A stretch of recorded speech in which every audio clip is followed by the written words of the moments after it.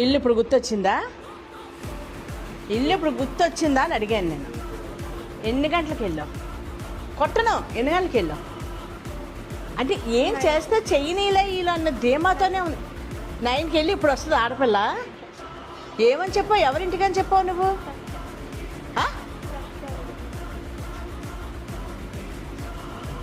ఇది తీసుకుంటుందిరా, నాకు అనుమానం మాత్రం దీని విషయంలో.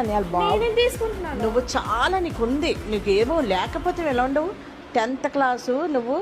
ఇప్పుడు నువ్వు లోపల ఉండాలి అంటే 10th క్లాసు నేను ఎల్లుండు తెలుగు ఎగ్జామ్ రాయను అని మాట ఇచ్చి లోపలికి రా. వెళ్ళమ్మా.